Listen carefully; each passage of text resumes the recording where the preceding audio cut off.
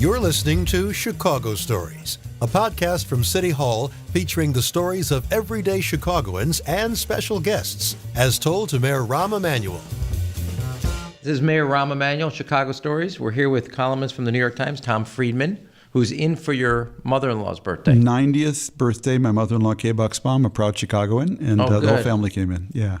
Tom Friedman, the Coen brothers, Al Franken, all within like a few blocks of each other, same town. Norm Ornstein, Michael Sandel, Sharon Isbin, the guitarist. Yeah, we all grew up. Is it the water or is it the Jewish mothers? A little what is both. That? So we all grew up, Ram, in a small suburb of Minneapolis. Mm-hmm. The basic story is, Minneapolis in the 30s was the capital of anti-Semitism in America. Mm-hmm. So all the Jews lived in a ghetto in the north side of the city. A little shtetl? Exactly, with African Americans. Not because we were integrated there, because we were both isolated there. Mm-hmm. The war comes, the Jews are able to get out, the African Americans can't, and they all move basically en masse in a 3-year period from 53, when I was born, to 56, to one town, St. Louis Park, that had enough housing to take them all and didn't have restricted covenants. Why was that? Why did they have enough housing? It had been kind of a railroad town, a suburb of the city, so it had been built for cargo workers? Post-war. I'm not sure, actually, what it was. So overnight, a suburb that had been 100% white Protestant Catholic Scandinavian becomes overnight 20% Jewish, 80% white Protestant Catholic Scandinavian, as if Sweden and Israel had a baby, okay? And you had this incredible... A Jewish boy's dream. Exactly. Yeah, this incredible explosion of we, the Jews of Minnesota, we called ourselves the Frozen Chosen, and these pluralistic Swedes, and we were thrown together. And we built an amazing inclusive community over time. And there were broken hearts and broken dates and whatnot. But over time, we built a pretty amazing place, and it endowed us all with a certain civic culture that we all took into our adult life. I took it into journalism, the Coen brothers into film, Norm Ornstein into politics, Al Franken into politics, Sharon Isbin took it into guitar and culture. And so the Coen brothers movie, A Serious Man, was about St. Louis Park. It's an amazing, just the concentration there. That is yes. That was freaky.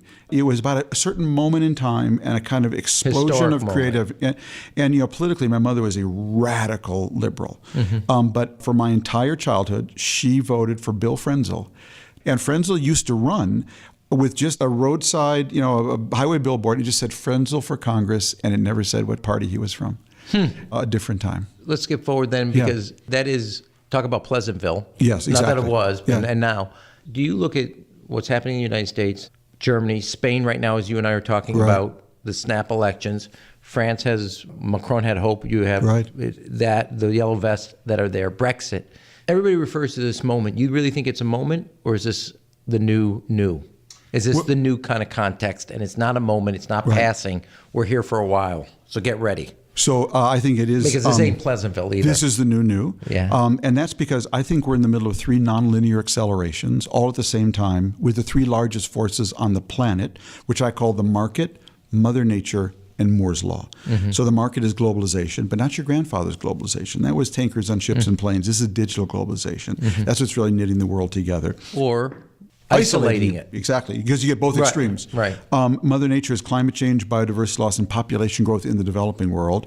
And Moore's Law, named by Gordon Moore, the co-founder of Intel, is that the speed and power of microchips will double every 24 months. And when you double and double and double something over 53 years, you get to some really freaky stuff. You get to cars that can drive themselves and machines that can beat any human in chess Jeopardy or Go. So the way I think about it, Ram, is that we're in the middle of 3 climate changes at once. So we're in the middle of change of the climate. We're going from what I call later to now. So when I was growing up in Minnesota, later was when I could clean that river, purify that lake, rescue that orangutan. I could do it now, I could do it later. Today, later is officially over. Whatever you can say, please save it now, because later will be too late. That's a climate change. Second, we're going through a change in the climate of globalization. We're going from an interconnected world to an interdependent world. And in an interdependent world, you get a geoeconomic inversion where your friends start to be able to kill you faster than your enemies. So if Greek and Italian banks had gone under last night, you and I would be talking about this morning. Wait a minute, Greece and Italy, they're in NATO. We wouldn't just be talking about it. That's right. We'd be acting on it. They're in the EU. They're allies. In an interdependent world, they can kill us. And the other inversion you get is that your rival falling becomes more dangerous than your rival rising. So at China, taking 6 more islands in the South China Sea last night, personally, don't tell anybody, I couldn't care less. Had China lost 6% growth last night, you would be in crisis talks right now with your city's comptroller, you know. So that's a climate change. And the third climate change is in technology. So because of this acceleration in technology, you know, when I wrote The World is Flat in 2005, I said, whatever can be done will be done. The only question is, will it be done by you or to you? But just don't think it won't be done. And it'll be done by you or to you, either by a competitor or a bad guy, because they're both early adopters. So I'm always asking what can be done. So I spend a lot of time with companies. I was with Walmart last week. I'm the foreign affairs columnist in the New York Times. I was in Bentonville last week. So what can be done now because of this acceleration is I can now sensorize, as I can capture all the data around my business. I can analyze. I can now analyze with big data. Down to the finest Exactly. I can find the needle in the haystack of my data as the norm, not the exception. That then allows me to optimize. I flew in on United Airlines, GE engines connected to GE in real time, telling United exactly what altitude to fly to get the optimal energy efficiency. I can prophesize. You've seen the IBM Watson ad. Repairman comes to a high-rise building. I'm here to fix the elevator. Sorry, the elevator's not broken. I know, but it will be in 6 weeks and 3 days. I can prophesize. Okay. I can customize just for guys from Minnesota with a mustache and brown eyes. I can socialize. I can use social networks to leverage my employees, my customers, and my suppliers in ways I never could before. And I can digitize and automatize now everything. You put all those together, every business is in the middle of a climate change. Yes. So as I thought about that, I thought, and it's also true for government because we have more information. Exactly. And we barely. And when people say smart cities, I always say nobody really knows what it is except we're sitting on a ton of data, and it's just basically rather than react, how to prevent. Exactly. You know, and thinking about how you deliver a service, which is, can you use data to be on the preventive side, which is cheaper, rather than you have an outbreak of something and then you got to react to it, which is expensive. That's a good way to put it. So when I wrote a book I did in the late 90s on globalization, Lexus and the Olive Tree, I interviewed a management consultant who worked on Siemens. And I never forgot what he said. He said to me one day, if Siemens only knew what Siemens knows, God, it'd be a great company. Does Chicago know what Chicago knows? Because so that's a real challenge for everybody. Yeah. So as I thought about this 3 climate changes, I thought, well, what do you want when the climate changes? You want 2 things. You want resilience. You need to be able to take a blow because stuff happens. But you also want propulsion. You want to be moving ahead as a city. You don't want to be curled up under the table with your citizens saying, Ram, come out, the climate change is over. So then I thought, well, who do I go to for advice on how you build resilience and propulsion when the climate changes? And I realized I knew this woman. She was 3.8 billion years old. Her name was Mother Nature. And she dealt with more climate changes than anybody. So I called her up, made an appointment, went out to see her. I said, Mother Nature. Did she take it? Oh, she took it. She saw me right away. I said, Mother Nature, how do you build resilience and propulsion when the climate changes? And she said, well, Tom, I have to tell you, everything I do unconsciously. But these are my strategies. First, she said, I'm incredibly adaptive. So in my world, it's not the strongest that survive, not the smartest that survive. It's the most adaptive that thrive. And I teach that lesson through a process I call natural selection. You may have heard about it. Secondly, she said, I'm incredibly entrepreneurial. So wherever I see a blank space in nature, I fill it with a plant or animal perfectly adapted to that niche. Third, she said, I'm incredibly pluralistic. Oh, Tom, I'm the most diverse person you've ever met. She said, I try 20 different species of everything. I see who wins. But she told me something interesting, Ram, that applies to Chicago. She told me that her most diverse ecosystems are also her most resilient and propulsive ecosystems. I love diversity, she said. Fourth, she said, I'm incredibly sustainable. Nothing's wasted. Everything is food. Eat, food, poop, seed. Eat, food, poop, seed. Nothing is wasted. Fifth, she said, I'm incredibly hybrid and heterodox in my thinking. I'll try any trees with any soils, any bees with any flowers. I'm very experimental. No dogmatism around me. And sixth, she said, I noticed that my most resilient, propulsive ecosystems build complex, adaptive networks where all the parts of the ecosystem network together to maximize their resilience and propulsion. And lastly, she said, Tom, I do believe in the laws of bankruptcy.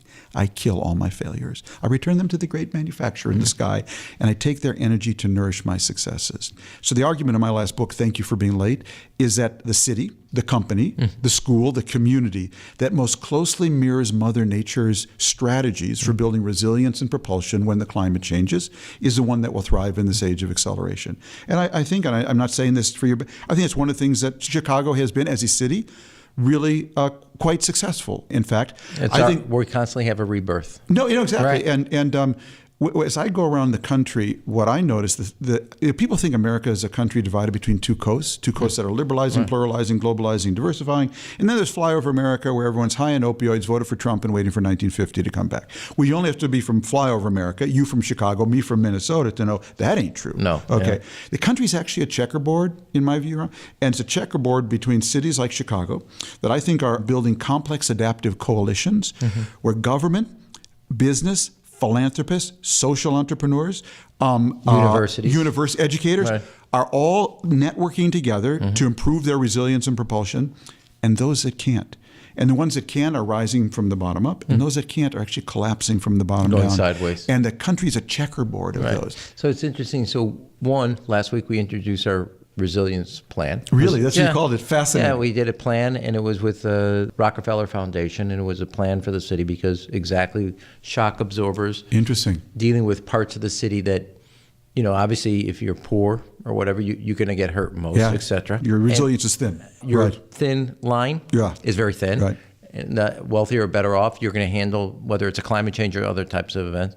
And I just literally, between seeing you earlier and now, so I ran into a counselor in Roseland from our mentoring program called BAM, Becoming a Man. Interesting. And I'm very proud of it because we went from 0 to 8,000 young men today, 7th all the way through sophomore year, 7th grade, sophomore year, have 4 hours a day, 5 days a week, 9 months a year during the school year. They have a mentor. Fantastic. And helps them mature and think about themselves, believe in themselves again. Yeah. And I say that because what used to be the federal government, here, we're going to do this program. And they would give you the money, and then you would go run it. I was exposed to BAM from the University of Chicago Crime Lab. Wow. 100 kids. Interesting. And then I exposed President Obama. When he did My Brother's Keeper, the young man that introduced him was the BAM kid, Christian, who sat next to him at Hyde Park High School. Wow. When Bill Gates was here in September dropping his son off, he said, what should I do? I said, go sit at a BAM circle. Just the other day did an interview. And he said, his wife said he started crying, couldn't talk about it. It's really impactful. And I say that because that came from the university. From 100 young men, now we're at 8,000. No federal government. Interesting. No kind of, and the ecosystem was the university, us. We're now working with neighborhood groups sponsored by the University of Chicago, monitored. And that's the new, there is no federal government anymore. We're coming up with ideas our own, working with the universities. And these young men now, you're not trying to stop dropout. You're actually now thinking what college they're going to go to. How to propel them. Yes, it's different maxim. And that's why, one of the themes of, again, my book is that federal governments everywhere, national governments, they're all paralyzed by partisanship now. On one end, the single family is too weak on the other against these forces of acceleration. It's the dynamic city, town, county that gets this right, that is the right governing unit. But your point about mentoring also is another point which I raise in the book, which is that I believe the faster the world gets, the more everything old and slow matters more than ever. It's all the stuff you can't download. Good parenting to good child, good mentor to good mentee, good government to good citizen, good preacher to good flock. It's all the old stuff that I think matters more. And we get kind of besotted with these companies and tech and move fast and break things. Yeah, Facebook did that, and they broke things before they had any idea how to fix things. I went to Apostolic Church of God. After 20 minutes with you, I need to go to a Baptist church, okay? Dr. Brazier there and I were talking, and I also spoke about this. They said, somebody said, well, how did you do with your kids? And I said, Shabbat dinner, Sabbath. Probably the most important. I mean, there are other things we did. That was the most important. Faith. Yep. Family, not just Amy and I, but also cousins, aunts, grandparents. Good friends. Connections. Yes. So I'll tell you a story. When kids learn that, so the question is, for other kids that don't have that, how do we replicate? Absolutely. And how does the public or other not-for-profits step in and replicate? Because your daughters, my kids, they are working off of a blueprint. Exactly. That is the most important blueprint they're going to have. Absolutely. And it's a real old one. Yeah. So I'll tell you a story. Not this August, but the August before, Dave Goldfein, who is the chief of the U.S. Air Force, the head of the U.S. Air Force, took me on a trip to visit all our air bases in the Middle East with him. I got to tag along. Amazing trip, to see every air base: Afghanistan, Iraq, Kurdistan, Kuwait, Qatar. So we stayed all of them. All of them. Yeah, it was at the height of the ISIS war. So I actually got to see the war close up too. And Goldfein's this amazing leader. And so we were staying at Al Udeid Air Base in Qatar, and we stay on the base. So I'm in the dorm. I eat in the mess.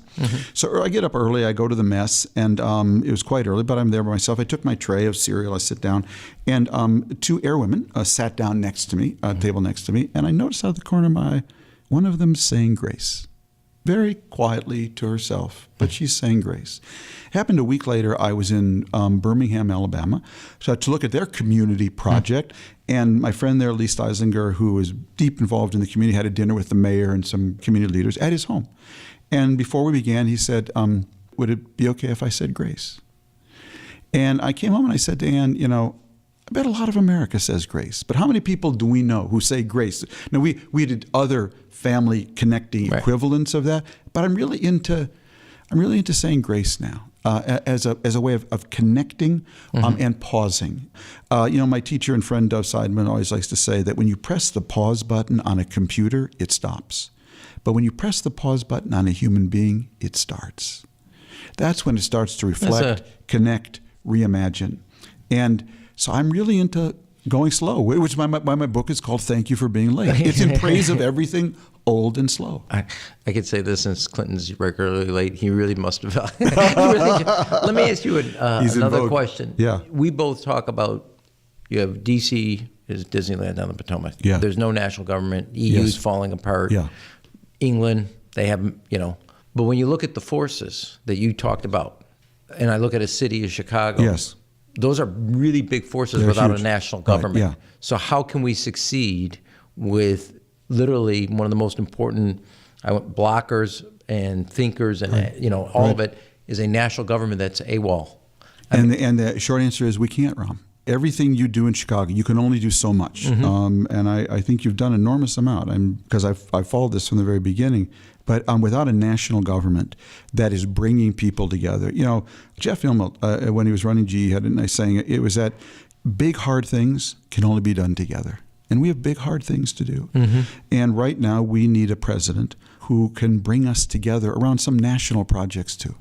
For me, the obvious national project is not a moon, a race to the moon.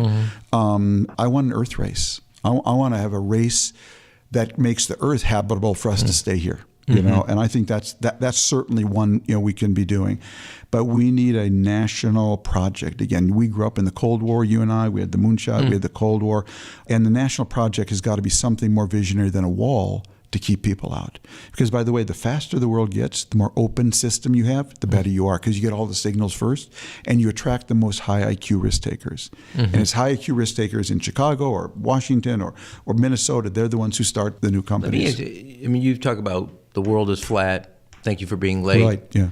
And I know you didn't coin this, but when another public thinker said the history has ended, communism fell, did you ever think, and that there was going to be the rise of democratic capitalism, that within 20 years, which is in history a blink of the eye, we would have the demise of the kind of democratic capitalism, and you either have order versus disorder, or authoritarian versus chaos? I don't know if that's. Did you? Well, it's very interesting you asked that, because I was actually part of that debate. So at the end of the Cold War, there were 4 books written. There were many others. Because I want to say from the public side, right? I'm as a senior advisor to Bill Clinton, and we're talking. I remember going to the G7 or G8 in Colorado. Yeah, and America was economically hitting at all cylinders. Europe was tagging alongside. Democracy was spreading. I don't want to start this because we've had these debates. NATO's expanding. Fair, we'll skip that. We'll skip that. But 1990, that's 20, just a short. And the world that was supposed to be triumphant is on its knees. How'd that happen? Yeah. And so actually, I want to go back to that moment, late 90s, mid 90s, basically. And it wasn't NATO expansion time. Right. No. We'll leave that aside. That's for another podcast. Yeah. And so I would argue. No, that's for Grace. I would argue that there are many books that ask this question: what system will replace the Cold War system? Yeah. Okay. So there were four, I think, could be described as big books. The first was Frank Fukuyama's. He said it'll be the end of history, that it'll be the triumph of free markets and free democracies. Right. That didn't work out. Second was Sam Huntington. He said it's going to be a clash of civilizations. Actually, it turned out to be more clash within civilizations. It turned out that Sunnis and Shiites were much more important than between. The third was Robert Kaplan. He said it'll be the coming anarchy. Well, we've had anarchy in some places, but we've also had incredible thriving. Little Tommy Friedman also wrote a book then. It was called Lexus and the Olive Tree. And what was the thesis of that book? The thesis of that book was that actually what's going to replace the Cold War system is an interaction between two things. One is our olive tree urges. That is the quest to assert identity, sect, religion, faith, community, tribe, emerging into a world that it'll intersect with the Lexus, which was the new globalization system. And I argued that actually global politics will be about the interaction between the two. It'll be about Putin invading Ukraine, but not daring to go to Kiev because the sanctions he knew from the globalization system would limit him. And I would argue my thesis is still standing. That is the interaction between these really old urges, our olive tree urges, the thing that connect us in the world, with this new globalization system. Let me press you then. Do you think that's right? And obviously you do. Yeah, I still stand by that, yeah. Do you think maybe it's that theory versus another one, which is Kaplan's order versus disorder, and that those two are somewhat, we're betwixt and between both of them? So I updated it basically in Thank You for Being Late. And the chapter's called... Little Tommy Friedman. Do you know that guy? Little Tommy Friedman. His homework's a little late. I want to talk to that guy. Go. The chapter in Thank You for Being Late is called, and you and I, because we're the same generation, watched Get Smart. So if you remember, do you remember the name of the organization Don Adams worked for, the secret agent in this TV series Get Smart? It was called Control. Right. And do you remember who their worldwide enemy was? It's called Chaos, spelled K-A-O-S. Oram, the writers of that show were ahead of their time. Because I believe that really the new relevant divide in the world today is no longer east, west, north, south, communist, capitalist. It's between the world of control and the world of chaos. And what's happening geopolitically in the world today, the most relevant thing, are the number of people trying to get out of the world of chaos into the world of control, or what I call the world of disorder into the world of order. So why is this happening now? And it's really central to the debate going on nationally. So I would argue the 50 years after World War II, and you've had to wrestle with this, were a great time to be an average worker and a great time to be an average country. And after World War II, we had more countries in the world than ever before because the countries used to be ruled by empires. So we come out of World War II, we got 190 countries. And it was a great time to be a weak little country. Why? First, there were two superpowers throwing money at you, competing for your affection. Buying your love, sending your kids to the University of Illinois and you can love them both separately at separate times. Patrice Lumumba University in Moscow, giving you foreign aid. You could be Syria and lose 3 wars to Israel and get your army rebuilt for free all 3 times, number one. Number two, populations were under control and climate change was moderate. Number 3, no one had a cell phone. So you couldn't see Chicago or Phoenix or Paris, okay? You couldn't even compare your leader wealth to exactly all of it. And lastly, China was not in the World Trade Organization. So everybody could be in a low-wage industry. Everyone could be in the textile business. I argue in the early 21st century, all that gets wiped away in my age of acceleration. Now, number 1, no superpower wants to touch you because all they win is a bill. Number 2, climate change and population are now hammering these countries. Number 3, everyone's got a cell phone. They can not only see Paris or Phoenix, there's a human trafficking app there. I can just click to get connected to someone to take me there. And China is in the World Trade Organization. So nobody can be in the textile business. I tell the story in the book. I was in Egypt for Tahrir Square Revolution. I was there for 3 weeks, away from my wife, Anne. And so I leave. I go home after 3 weeks. I'm in the Treasures of Egypt souvenir shop at Cairo Airport. Buy my little honey something to remind her where her pumpkin was. Let's see, what do they have here? Pyramid ashtrays. My pumpkin doesn't smoke. What do they have? Sphinx bookends. My honey has all the bookends she needs. What do they have here? It was a stuffed camel, and if you squeezed its hump, it honked. And my honey rum did not have a honking humped camel. So I turned it over, and what did it say on the bottom? Made in China. Made in China, baby. Yeah, you're the lowest wage country in the Eastern Mediterranean called Egypt. There's now a country half a world away can make your honking humped camel cheaper than you can ship it and make a profit. So what happened as a result of these 4 changes is that we now have countries that are just falling apart. They're just hemorrhaging people, okay? And the countries that are falling apart first are those whose borders are primarily straight lines. Beware any country whose borders are straight lines. All of them, because they're the most artificial. So they're the ones going first. It's the Libyas, it's the Syrias, and the Somalias. And what they're doing is they're hemorrhaging their people. And these people then what are they trying to do? Get from the world of disorder into the world of order.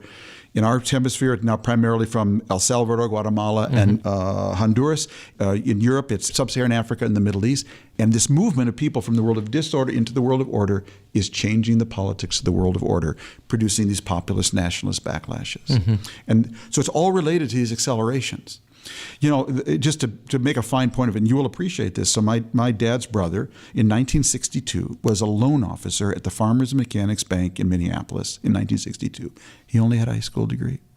Is there a loan officer in the state of Illinois who only has a high school degree? No. So it's harder to be an average worker today, harder to be an average country. And the two are related. One of the challenges we have is a lot of the assumptions we had about NAFTA, China and the World Trade Organization. Yes. NAFTA was supposed to actually be an immigration policy. That's right. By the way, it was. It was for Mexico. Right. It actually worked with Mexico, but there was no NAFTA for the Northern Triangle was the problem. Yeah, and then China was supposed to play by a different set of rules. I mean, the new international rules. Absolutely. And they never adapted. Yes. Did the elite get some big things wrong? Yes. Yes and no. Let me say why. Okay. So both parties, in a way, had a trickle-down theory. The Republicans was just cut taxes and the wealth will trickle down. That didn't work. I would say the Clinton version of it was do these big trade deals, open up to the world, and it will trickle down. And some did, and a lot didn't. What also trickled down was Chinese imports, Mexican labor. And you were absolutely right. And I supported all these things as a columnist. So it was what we missed was not that was the way to grow and create wealth, but what we missed was the disruptions they would cause and not having trade insurance, not having surges, surge protectors. The theory was right, but we both had a kind of trickle down theory that didn't work. This is, forget whether I don't or do agree with the Green New Deal. Right. The New Deal was basically an insurance policy that protect you on the outside. And if we're going to have globalization at the level that we're talking about, if that's going to continue, you got to create a second, what I call umbrella policy. Yep. That's past the other ones. And that is that healthcare, you never actually can lose that insurance. It's got to be. And when you think of the pillars in the middle class, that your retirement security, whether it's Social Security, whatever, not your personal saving. What happened was we had all this trade and open globalization, which means there was more opportunity, but there was more risk. Right. And the risk side never got addressed. Exactly. The opportunity side, which is truthfully not everybody also participated. That's right. Through. Exactly. Yeah, that's right. Yeah. And what they put it this way, the particulars, if you can find them in the Green New Deal, is we never actually gave people an insurance policy on the downside of the risk. Absolutely. While the opportunity side was not equally shared or felt like equally shared. Yes. That is where I think the That's where the got next it wrong. that's where the next politics has to go. But again, I would argue that NAFTA was absolutely the right thing to do, not just for us, but for Mexico. It stabilized our southern neighbor. How lucky are we to have a southern neighbor that basically shares our culture, now is a democracy, albeit a flawed one and struggling with all kinds of problems, compared to what Europe has to deal with, which has southern neighbors who are really collapsing. It was Southern and Eastern. Yeah, exactly. So that's exactly right. So I would argue these were all the right things to do, but we didn't do the surge protectors that cushion people. It was the idea of get the best. We got the best, but we didn't cushion the worst. Let me switch gears to you on the Mideast. We always say that the new world, we got to do a shift. President Obama talked about to Asia, but the Mideast always finds you no matter what neighborhood you move to. You don't visit it, it will visit you. Yeah. It's like, so what happens in the Saudi Arabias, what our Muslim Arab allies, those governments really... Is this the end of the counter-revolution, or do you think it's here for a while? Yeah, I worry about all these countries, Ram. There's a false stability there. It's the stability of the iron fist that you're seeing. And we've been to that play before. We had it under Mubarak. We had it under Saddam. And now in some ways it's even worse with MBS in Saudi Arabia and with Sisi in Egypt. So the Sisis of the world, they always try to tell us you got two choices. SISI or ISIS. Sisi or ISIS. Sisi or ISIS. Just choose, baby. And so we end up being caught in that dilemma. And what happens when we do that, Ram, is we never force them on a pathway to transition. We just say, okay, well, I guess it's either authoritarianism or we get ISIS, and we're not engaged with them on any kind of pathway forward. So it's going to blow up. It's going to blow up again. Can't tell you how, can't tell you when, but it will blow up again as a false. But the next time it blows, every time we inch closer to it gets bigger. And that's because... and the players that are trying to make the most of it get closer... To us, absolutely. And so what worries me is that the Middle East... I go back to my broader point, that it's harder to be a country now, just like it's harder to be a worker. And leadership really matters.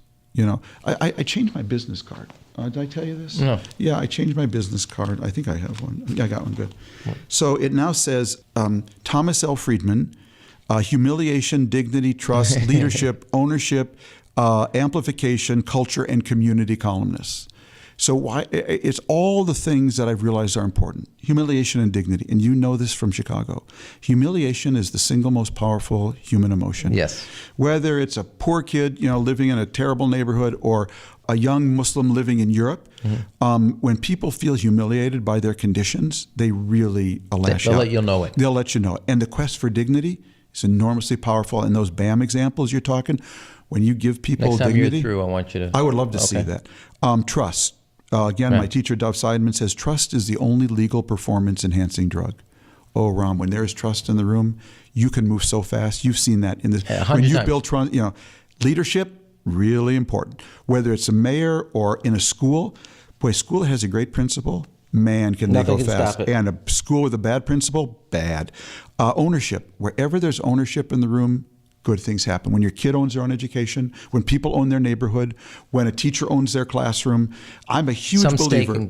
I'm a huge believer in the dictum that in the history of the world, in the history of all mankind, no one has ever washed a rented car.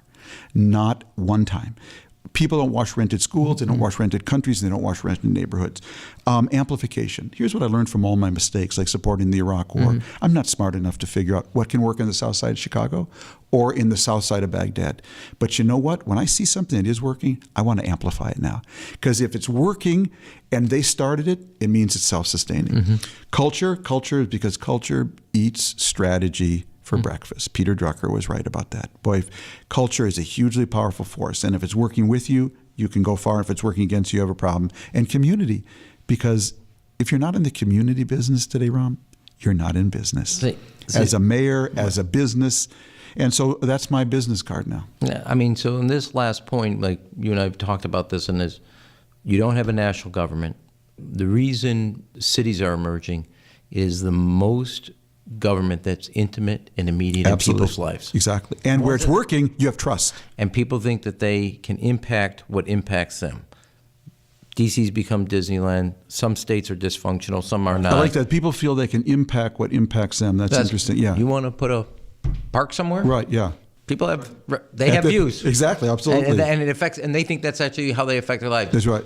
DC, yes, they're watching the national emergency, the wall. Right, yeah. It's a distant thing to them. It's not intimate, immediate. It's their neighborhood and community.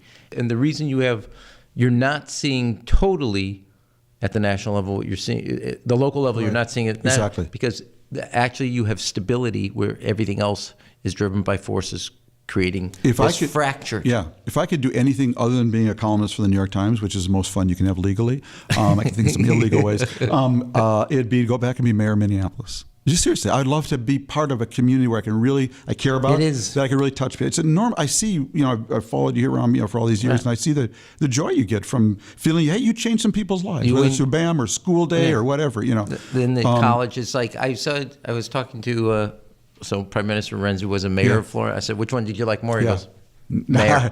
Not even close. But at the end of the day, Ram, you got to get national right, because these three things you talked about, portable pension, portable healthcare, and portable lifelong learning. If we don't get those right in this age of acceleration, people will not be resilient or propulsive. Not enough people will be. And that the enough part is a key piece. Yeah. Because part of the economics, which I happen to think this moment's a lot more about culture than merely economics, but part of the other piece is not that people want to guarantee that they'll succeed, but they want to guarantee on the opportunity to Absolutely. succeed. Absolutely. And if they don't think that's happening, I think that's our moment. They're going to say, we're pulling this game down until our kids are in. And that's really what happened. I have a teacher, Eric Beinhardt, he teaches economics at Oxford, and he really talks about the fact that both Democrats and Republicans in different ways felt that they got cheated on a deal. When do you really get mad? Somebody cuts in line, where the system screws you, you know what I mean? And both were screwed in a different way. I mean, Democratic voters felt like, we did all this globalization and it didn't trickle down to me. Right. And Republicans said, I see people cutting in line, coming into the country, cutting in line, hey, everybody got taken care of but me, in healthcare or whatever. And when people feel humiliated, it's a version of that. When they feel injustice, they get really angry, Injustice to them? Nothing like the anger of injustice to their children. Oh, absolutely. That's even better. I really like that. So let me ask Tom Friedman, you're getting on a plane, etc. Who are the 4 people you say, these are the people, when they have an article, say, I got to download that, I got to have that. Who are the people you want to read? Who are the people you turn to that you may not even agree? Yeah. Your network's the world. Yeah. These are the 4 or 5 people, whenever they publish, I read. Or 2 or 3. I wish I had been better prepared for that. Well, first of all, my teacher, Dov Seidman, who's written a book called How. And Dov argues that, in this interconnected, transparent world, your hows matter more than ever. How you live your life. All right, so let me narrow it down. Mideast, who's the 1 person or 2 people? It wouldn't be a single person. I'm not holding back on your arm. It's because what I like to do is I read Real Clear Politics and Real Clear World, and the reason is I like to see opinion left, right, and center.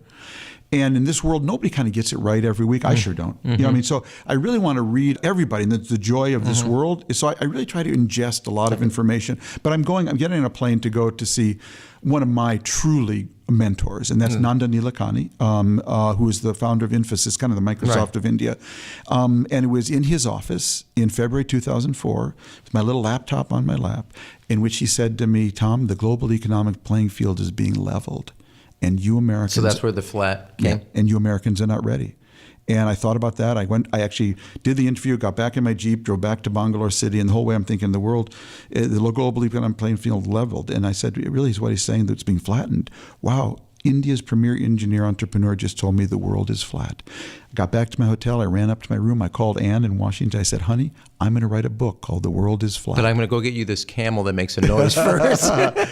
She now says she thought it was a brilliant idea. It wasn't quite how I remember the conversation. Right. So it is from those meetings that book ideas. Exactly. And that's how I learned. Right. I just had the most amazing time in Bentonville with Walmart, which I think is an incredibly interesting company. And here's how I learned, because I'm technically the foreign affairs columnist of the New York Times. What am I doing in Bentonville? Okay. The reason I'm in Bentonville, I'm talking to Walmart, is I try to talk to companies that are really at the tip of the spear.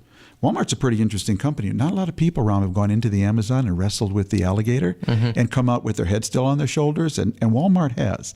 So that tells me there's something going on there I want to know about. So 4 years ago, they asked me to be the speaker for their famous Saturday morning meeting. Right. I was the warm-up act for Kevin Costner. It was great fun. Anyways, Doug McMillan, their CEO, asked me. I bet you Kevin's not from Minnesota. Yeah, he's not from Minnesota. Their CEO asked me to do it. I said to him, Doug, I'll do it, but I want to be paid. And I want to be paid a lot. But the New York Times does not allow me to take money from any private company. So here's how I want to be paid. I'm going to come down there. You're going to bring your IT team in, and you're going to show me what happens if I try to buy a 30-inch Panasonic television. We settled on that. On Walmart's mobile app off my iPhone. And they brought in the IT team, and they reverse engineered the whole thing, and they showed me everything that happened. Every step. And in the back. It was so fascinating, Ram, and it opened me up to a whole set of companies I didn't know about. But my favorite part of it was the chief engineer was explaining to me how it worked, that when you swipe on your phone, it goes at about 26 milliseconds, and if it slows down to like 30 or 40, the customer notices and you lose customers. So the engineer was explaining to me what happens when you press buy. And then the system chooses between 1 million different ways to deliver that TV to you. But he says, once you press buy, then we have all the time in the world. Then we have a second. I said, wait a minute, what did you just say? He said, what did I say? He said, then we have a second? That's all the time. That's how fast. And that's where I got this idea about the age of acceleration. We got a rapid round. You ready? Ready. This one, you're going to be good. Good. Okay. Shoot. I'm ready. Thick or thin pizza? Oh, God, I love thick Chicago pizza. Okay. Cubs or Sox? Minnesota Twins. No. Gotta go with the Cubs. Okay. Sears or Hancock Building? Hancock. The Chicago Lake or the Chicago River? Oh, Chicago Lake by far. Lake Michigan. Okay. Absolutely. 12-inch or 16-inch softball? Do you know 16-inch softball? I've seen it. Yeah. It's I got to go for 12. I'm a traditionalist. Okay. Tom, thanks for being here, man. It's great fun. I really enjoyed it. All right, Thank buddy. you, pal. Tom Thanks. Friedman. You've been listening to Chicago Stories with Mayor Rahm Emanuel. You can subscribe and leave a review on Apple Podcasts and tweet your guest ideas using #ShyStories. Thanks for listening.